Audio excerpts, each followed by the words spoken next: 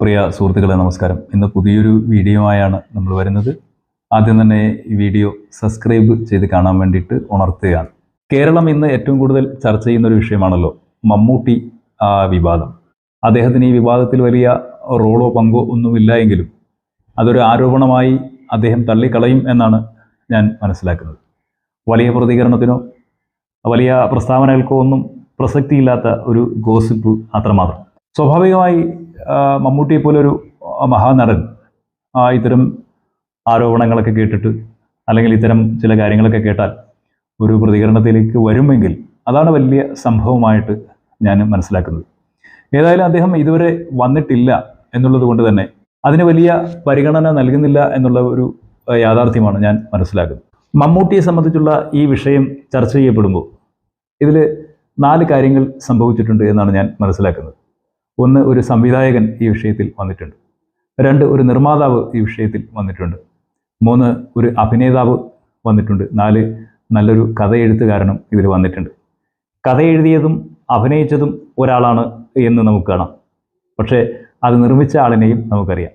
അത് സംവിധാനം ചെയ്ത അജ്ഞാതനായിട്ടുള്ള ആ ഡയറക്ടർ ആരാണ് എന്നുള്ളത് ഇനിയും വെളിപ്പെടാനിരിക്കുന്ന ഒരു യാഥാർത്ഥ്യമാണ്.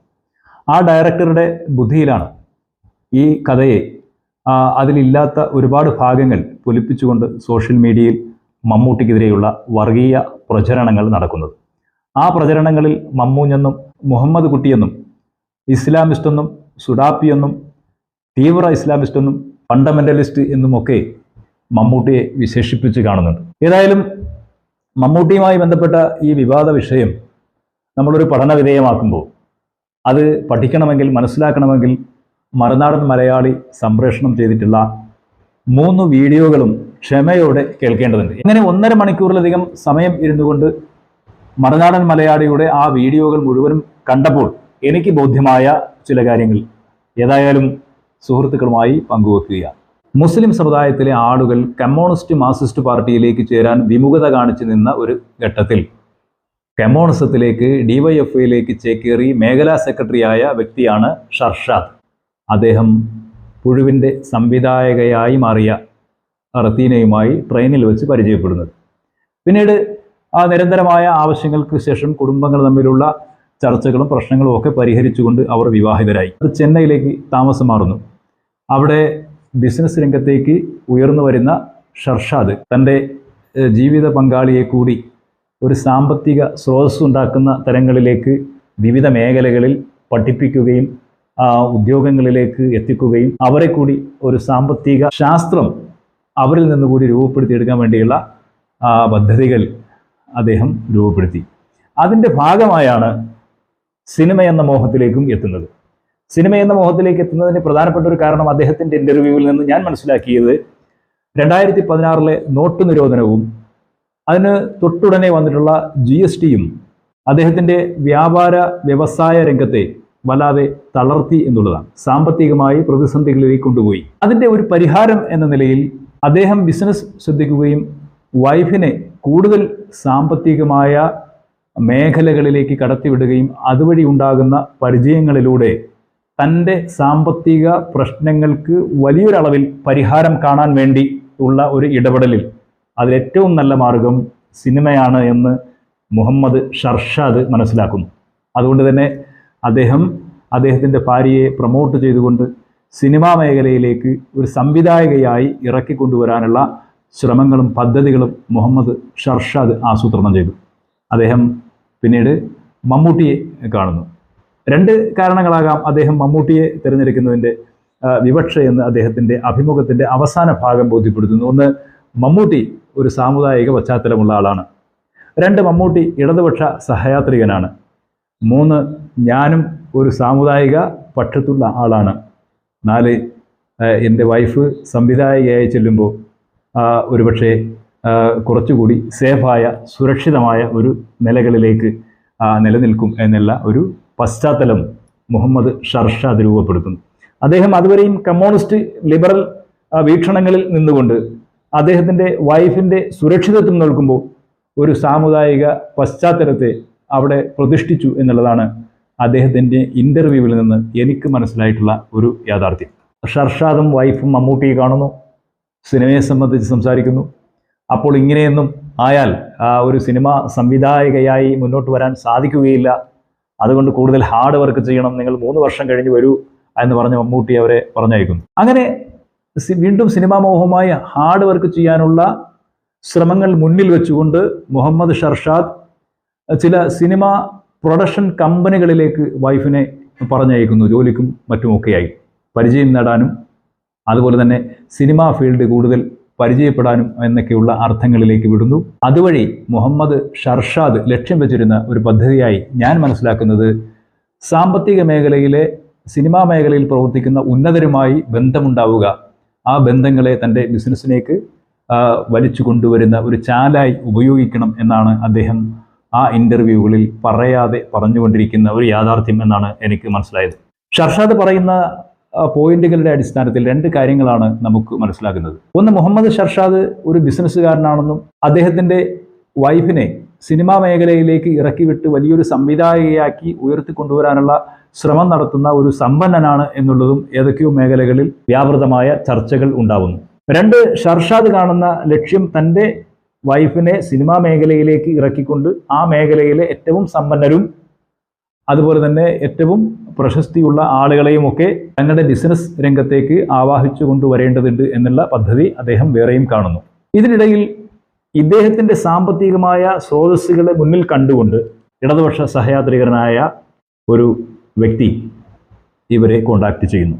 ഡൽഹിയിൽ പാർലമെന്റ് കാണാൻ വേണ്ടി പോകുമ്പോൾ CPM-മായി ഇത്രയധികം ബന്ധമുള്ള ആളുകൾ പാർട്ടിയുമായി ബന്ധപ്പെട്ടാൽ തന്നെ നടക്കേണ്ട ഒരു കാര്യത്തെ അത് ഡൽഹിയിലെത്തി അവിടെ ബന്ധം ഉപയോഗിച്ച് വിളിക്കുമ്പോൾ UK-യിൽ നിന്നൊരാൾ, രാജേഷ് കൃഷ്ണ എന്ന് പറയുന്ന ഒരാൾ, ഡൽഹിയിലെ പാർലമെന്റിലെ ടിക്കറ്റ് ഒരുക്കി കൊടുക്കുന്ന തരത്തിൽ UK-യിൽ ഇരുന്ന് ബന്ധപ്പെടുന്നു എന്നുള്ളതാണ്. കേരളത്തിൽ ഇത്രയധികം പാർട്ടി പരിചയമുണ്ടായ കോടിയേരി ബാലകൃഷ്ണനെ കാണാൻ വേണ്ടി അപ്പോയിൻമെന്റ് വാങ്ങി നേരിട്ട് ചെല്ലാൻ കഴിയുന്ന ഒരാൾ, അല്ലെങ്കിൽ ഞാനിങ്ങനെ വരും, ഇന്നൊരു പ്രശ്നമാണ് എന്ന് പറഞ്ഞ് ചെല്ലുന്ന ഒരാൾ, DYFIയുടെ മേഖല സെക്രട്ടറിയായി കണ്ണൂർ ജില്ലയിൽ പ്രവർത്തിച്ചിരുന്ന ഒരാൾ, ആ നാട്ടിൽ ഇപ്പോഴും ബന്ധം നിലനിർത്തുന്ന ഒരാൾക്ക് ഇങ്ങനെ ഡൽഹിയിൽ പോയി ഇറ്റലിയിലും അല്ലെങ്കിൽ ഇംഗ്ലണ്ടിലും ഒക്കെ താമസിക്കുന്ന ഒരാളിനെ അവിടെ നിന്ന് കോണ്ടാക്ട് ചെയ്തുകൊണ്ട് ഇവിടെ വാങ്ങാൻ വേണ്ടിയുള്ള ഇടപെടൽ നടക്കുക എന്ന് പറയുന്നത് അതിൽ ചില ദുരൂഹതകൾ തീർച്ചയായും നമ്മൾ കാണേണ്ടതുണ്ട്. പിന്നീട് ഇവിടെ ഉണ്ടാകുന്നത് രാജേഷ് കൃഷ്ണയുടെ അധോലോക ഇടപെടലാണ്. കൃഷ്ണ പിന്നീട് പ്ലാൻ ചെയ്യുന്ന ഒരു സംഗതി അദ്ദേഹം തന്നെ പറയുന്നത്, മുഹമ്മദ് ഷർഷാദ് തന്നെ പറയുന്നത്, ഒരു വ്യവസായിയുമായുള്ള സാമ്പത്തിക ഇടപാട് പരിഹരിക്കുന്നതിന് വേണ്ടി ആ സാമ്പത്തികം കൊടുത്തിട്ടുള്ള മുതലാളി അദ്ദേഹം മുഹമ്മദ് ഷർഷാദിനെ അദ്ദേഹത്തിൻ്റെ മീഡിയേറ്ററാക്കുന്നു. എതിർപക്ഷത്ത് ഈ സാമ്പത്തികം വാങ്ങിയിട്ടുള്ള ആളുകൾ മീഡിയേറ്ററാക്കുന്നത് രാജേഷ് കൃഷ്ണയാണ്. നേരത്തെ പാർലമെന്റിൽ ടിക്കറ്റ് അറേഞ്ച് ചെയ്ത് കൊടുത്ത, ബ്രിട്ടനിൽ ഇരുന്നു കൊണ്ട് കാര്യങ്ങൾ നിയന്ത്രിക്കുന്ന ഇടതുപക്ഷ സഹയാത്രികനായ രാജേഷ് കൃഷ്ണയാണ് ഇവിടെ മുഹമ്മദ് ഷർഷാദിൻ്റെ ഓപ്പോസിറ്റ് ആയുള്ള ചർച്ചകൾക്ക് വരുന്നത്. അവിടെ ചർച്ചയിൽ ഇവർ രണ്ടുപേരും ഒരുമിക്കുമ്പോഴാണ് രാജേഷ് കൃഷ്ണയും മുഹമ്മദ് ഷർഷാദും തമ്മിൽ ആദ്യമായി പരിചയപ്പെടുന്നത്. അദ്ദേഹത്തിൻ്റെ ഇൻ്റർവ്യൂവിൽ കൃത്യമായി പറയുന്ന കാര്യമാണ്. ഈ കാര്യമെന്ന് പരിശോധിച്ച് നോക്കുമ്പോൾ ഒരു സംശയം എനിക്കുണ്ട്. ഈ രാജേഷ് കൃഷ്ണ മുഹമ്മദ് ഷർഷാദിനെ വലയിൽ വീഴ്ത്തുന്നതിന് വേണ്ടി ആസൂത്രിതമായി ഉണ്ടാക്കിയിട്ടുള്ള ഒരു പദ്ധതി, അതിൻ്റെ സംവിധാന നിർമ്മാണ അഭിനയ രംഗത്ത് വന്ന ആളാണോ ഈ വ്യവസായിയും മറ്റ് കമ്മ്യൂണിസ്റ്റുകാരായിട്ടുള്ള നേതാക്കളും എന്നുള്ളത് വേറെ പഠിക്കേണ്ടതുണ്ട്. കൃഷ്ണ എന്ന് പറയുന്ന ആള് പിന്നീട് മുഹമ്മദ് ഷർഷാദിനെ വിട്ടുപോരുന്നില്ല. പാർലമെന്റ് ഹൗസ് സന്ദർശിക്കുന്നതിന് വേണ്ടിയുള്ള ഇന്നസെന്റ് MP-യുടെ ടിക്കറ്റ് സംഘടിപ്പിച്ചു കൊടുക്കുന്നത് മുതൽ രാജേഷ് കൃഷ്ണ മുഹമ്മദ് ഷർഷാദിനെയും കുടുംബത്തെയും ഫോളോ ചെയ്തുകൊണ്ട് ഒരു അധോലോക പ്രവർത്തനം എന്ന തരത്തിൽ കൊച്ചിയിലെ സാമ്പത്തിക ഇടപാടുകളുടെ സെറ്റിംഗ് കേസുകൾ കൊണ്ടുവരുമ്പോൾ അതുവരെ കൊച്ചിയുമായി യാതൊരു ബന്ധവുമില്ലാത്ത ചെന്നൈയിലെ വ്യവസായിയായ മുഹമ്മദ് ഷർഷാദിനെ എങ്ങനെ ഇവിടെ ഇടനിലക്കാരനായി കൊണ്ടുവന്നു എന്നുള്ളത് മറ്റൊരു പഠനം നടക്കേണ്ട വിഷയമാണ്, ഒരു അന്വേഷണം തന്നെ നടക്കേണ്ട വിഷയമാണ്. ഈ കൃഷ്ണ നടത്തുന്ന ട്രാപ്പിൽ അല്ലെങ്കിൽ ഈ കൃഷ്ണ നടത്തുന്ന ഇടപാടുകളിൽ മുഹമ്മദ് ഷർഷാദ് പെട്ടുപോയി എന്നാണ് ഞാൻ മനസ്സിലാക്കുന്നത്. പാർലമെന്റിലും അതുപോലെ തന്നെ പാർലമെന്റ് ഹൗസിലും പാർലമെന്റിന്റെ പരിസരങ്ങളിലും ഡൽഹിയിലും സഞ്ചരിക്കാൻ വേണ്ടിയിട്ടുള്ള സൗകര്യങ്ങൾ ഒരുക്കി കൊടുക്കുന്നതോടെ രാജേഷ് കൃഷ്ണ മുഹമ്മദ് ഷർഷാദിനെ ലക്ഷ്യം വെച്ചിരുന്നു എന്നുള്ളതാണ് അദ്ദേഹത്തിൻ്റെ ഇൻ്റർവ്യൂവിൻ്റെ അവസാന ഭാഗത്ത് നിന്ന് 2-3 കുടുംബങ്ങളെ ഇതുപോലെ രാജേഷ് കൃഷ്ണ വഴിയാധാരമാക്കിയിട്ടുണ്ട് എന്ന് പറയുന്ന സ്റ്റേറ്റ്മെൻറ്റിലൂടെ സ്ഥാപിച്ചെടുക്കുന്നത്. തീർച്ചയായിട്ടും നമുക്ക് സംശയിക്കാൻ കഴിയുന്ന ഒരു കാര്യം രാജേഷ് കൃഷ്ണ ഇയാളുടെ കുടുംബത്തെ ട്രാക്ക് ചെയ്തിരുന്നു എന്നുള്ളതാണ്. രണ്ടാമത്, ഇവർ പല ബിസിനസ്സുകളും പല ഇടപാടുകളും തോമസ് ഐസക്കുമായി ബന്ധപ്പെട്ടും ബാങ്കിലും ഇടപാടുകളിലും ഒക്കെ ബന്ധപ്പെട്ട് വരുമ്പോൾ സ്വാഭാവികമായി മുഹമ്മദ് ഷർഷാദ് വലിയ ആവേശത്തിലായി. ഈ ഷർഷാദിന് സാമ്പത്തിക പ്രതിസന്ധി ഉണ്ടാകുന്നു. ബാങ്കുമായി ഇടപെട്ട പ്രശ്നം ഉണ്ടാകുമ്പോൾ അദ്ദേഹം ഇവിടെയുള്ള മീഡിയേറ്റർ വഴി രാജേഷ് കൃഷ്ണയുമായി ബന്ധപ്പെടുന്നു. അദ്ദേഹത്തിൻ്റെ ഇടപെടലിലൂടെ ബാങ്ക് അദ്ദേഹത്തെ ആ പ്രശ്നങ്ങളിൽ നിന്ന് ഒഴിവാക്കി കൊടുക്കും. അതവർക്ക് വലിയൊരു പ്രതീക്ഷയായി. ആ സമയത്ത് മറ്റൊരു പ്രശ്നം ഉണ്ടാവുന്നു. അദ്ദേഹത്തിൻ്റെ വൈഫിൻ്റെ ഇൻഡസ്ട്രിയൽ രംഗവുമായി ബന്ധപ്പെട്ട ചില അഡ്മിഷനുകളും മറ്റു കാര്യങ്ങളുമൊക്കെ റെഡിയാവേണ്ടതുണ്ട്. അതിന് ഈ ഷർഷാദ് ഡയറക്റ്റായി ഈ രാജേഷ് കൃഷ്ണയെ വിളിക്കുന്നു. വളരെ ദിവസങ്ങൾക്കുള്ളിൽ 2-3 ദിവസങ്ങൾക്കുള്ളിൽ തന്നെ അത് ചേംബർ ഓഫ് കൊമേഴ്സിലും മറ്റുമൊക്കെ റെഡിയായി ആ ഫയലുകൾ അവർ തന്നെ വിളിച്ചു നൽകുന്ന ഒരു സാഹചര്യമുണ്ട്. ഇത് വൈഫിലും വളരെയധികം വലിയൊരു ആരാധന ഉണ്ടാക്കി. അദ്ദേഹത്തിൻ്റെ റത്തീന എന്ന് പറയുന്ന ആ വൈഫിൽ വളരെ ആരാധന ഈ രാജേഷ് കൃഷ്ണയോട് ഉണ്ടാക്കി എന്ന് അദ്ദേഹം തന്നെ സമ്മതിക്കുന്നുണ്ട്. അവിടെ നിന്ന് അവർ തമ്മിലുണ്ടാകുന്ന വലിയൊരു ബന്ധം സിനിമാ മേഖലയിലേക്ക്, അവർ സംവിധാനം ചെയ്യുന്ന സിനിമാ മേഖലകളിലേക്ക്, അതേപോലെ തന്നെ ബിസിനസ് ടൂറുമായി ബന്ധപ്പെട്ട യാത്രകൾ, പിന്നീട് ബ്രിട്ടനിലേക്ക് പോയി തന്നെ രാജേഷ് കൃഷ്ണയോടൊപ്പം താമസിക്കുന്ന, അവരുടെ ഫ്ലാറ്റിൽ താമസിക്കുന്ന രംഗങ്ങളൊക്കെ ഇദ്ദേഹം പറയുകയാണ്. സ്വാഭാവികമായി ഇതിൽ നിന്ന് എന്താണ് നമ്മൾ മനസ്സിലാക്കുന്നത്? അദ്ദേഹം എന്തെല്ലാം കാര്യങ്ങൾ മറച്ചു വെക്കാൻ ശ്രമിച്ചാലും സിനിമാ മോഹവുമായി ബന്ധപ്പെട്ടല്ല. ഇപ്പോൾ സിനിമ എനിക്ക് ചെയ്യണമെന്നുള്ളൊരു പാഷനുമായി ബന്ധപ്പെട്ട്, സിനിമാ മേഖലയുമായി ബന്ധപ്പെട്ട്, അഭിനയവുമായി ബന്ധപ്പെട്ട് ധാരാളം ആളുകൾ ധാരാളം പ്രശ്നങ്ങളിലേക്ക് പോവുകയും ചർച്ച ചെയ്യുകയും വിവാദമുണ്ടാവുകയും വീട്ടിൽ കലഹം ഉണ്ടാകുകയൊക്കെ ചെയ്യുന്ന സാഹചര്യങ്ങളുണ്ട്. ഇവിടെ അങ്ങനെയൊന്നുമല്ല. ഈ ഭർത്താവ് തന്നെ പ്രേരിപ്പിച്ച് ഭാര്യയെ സിനിമാ രംഗത്തേക്ക് കൊണ്ടുവരികയാണ്, സംവിധാന രംഗത്തേക്ക് കൊണ്ടുവരികയാണ്. അവർക്ക് ഉന്നതരുമായുള്ള ബന്ധങ്ങൾ ഉണ്ടാകുമ്പോൾ ആ ബന്ധത്തെ പരിശോധിക്കുവാനോ ആ ബന്ധങ്ങളുടെ ഇടപെടലുകളും എന്താണെന്ന് സംശയിക്കുവാനോ ഒന്നുമുള്ള ബുദ്ധി ഈ മനുഷ്യന് ഇല്ലാതെ പോകുന്നു എന്നുള്ളതാണ്. പിന്നീട് അദ്ദേഹം മറ്റൊരവസരം ഇവിടെ ഉണ്ടാകുമ്പോൾ ഇദ്ദേഹത്തിൻ്റെ ഫ്ലാറ്റിൽ താമസിപ്പിക്കുന്നു എറണാകുളത്ത്. അപ്പോൾ അദ്ദേഹം പറയുന്ന അന്ന് ഞാൻ കൂടി ഉണ്ട് എന്നാണ് പറയുന്നത്. അനുവാദം കൊടുക്കുന്നത് ആരാണ്?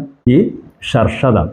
രാജേഷ് കൃഷ്ണ എന്ന് പറയുന്ന ആൾക്ക് ഫ്ലാറ്റിൽ താമസിക്കാൻ വേണ്ടിയുള്ള തൻ്റെ ഭാര്യയും തൻ്റെ മക്കളും താമസിക്കുന്ന ആ ഫ്ലാറ്റിൽ താമസിക്കുന്നതിന് വേണ്ടിയുള്ള അവസരം ഒരുക്കി കൊടുക്കുന്നതും അതിനുവേണ്ടിയുള്ള അനുവാദം കൊടുക്കുന്നതും ഈ ഷർഷദാണ്. ഈ ഷർഷദ് അനുവാദം കൊടുത്തു. അയാൾ പറയുന്നു ഞാൻ കൂടി അവിടെ ഉണ്ട് എന്നാണ് പറയുന്നത്. അതിനുശേഷം അവർ ടൂർ പ്ലാൻ ചെയ്യുന്നു, ബ്രിട്ടനിലേക്ക് പോകുന്നു, ഈ കാര്യങ്ങളൊക്കെ ഉണ്ടാവുന്നു. അപ്പോൾ ഇങ്ങനെ ഒരു കുടുംബത്തിലേക്ക്, തൻ്റെ ഭാര്യയുടെ ഉള്ളിലേക്ക്, ഹൃദയത്തിലേക്ക്, അവരുടെ ജീവിതത്തിലേക്ക്, തങ്ങളുടെ ജീവിതങ്ങളുടെ ഇടയിലേക്ക് മറ്റൊരാൾ കടന്നു വരുമ്പോൾ കടത്തിക്കൊണ്ടുവരാൻ വേണ്ടിയുള്ള ബോധപൂർവമായ ശ്രമങ്ങളിൽ അറിഞ്ഞോ അറിയാതെയോ പങ്കാളിത്തം വഹിച്ചു പോയതിൻ്റെ കുറ്റബോധം ഏറ്റുപറഞ്ഞ് പശ്ചാത്തപിക്കേണ്ടതിന് പകരമാണ് പിന്നീട് അതിൽ വേറെ ചില ട്വിസ്റ്റുകൾ കൊണ്ടുവരുന്നത്. അപ്പോൾ ഇതാണ് മുഹമ്മദ് ഷർഷാദുമായി ബന്ധപ്പെട്ട്, റത്തീനയുടെ ഹസ്ബൻഡുമായി ബന്ധപ്പെട്ട വിഷയങ്ങളിൽ ഞാൻ അതിൽ നിന്ന് മനസ്സിലാക്കി. ഷർഷാദ് പറയുന്ന പ്രധാനപ്പെട്ട ഒരു കാര്യം, കമ്മ്യൂണിസ്റ്റ് ഭൗതിക പശ്ചാത്തലങ്ങളിലുള്ള ജീവിതത്തെ ഇഷ്ടപ്പെടുകയും എന്നാൽ കുടുംബവുമായി ബന്ധപ്പെട്ട് വരുമ്പോൾ അത് ഇസ്ലാമിക പശ്ചാത്തലത്തിൽ അതിൻ്റെ സദാചാര ധാർമ്മിക ജീവിതം നിലനിർത്തുകയും വേണമെന്ന ഒരാഗ്രഹം, ഒരു ഇരട്ട പൗരത്വത്തിൻ്റെ ഇരട്ട നീതി അദ്ദേഹം ആഗ്രഹിച്ചു. പക്ഷെ അത് നടന്നില്ല എന്നുള്ളതാണ് ഏറ്റവും പ്രധാനമായി അദ്ദേഹത്തിൻ്റെ ആരോപണങ്ങളിൽ മുഴങ്ങുന്നത്.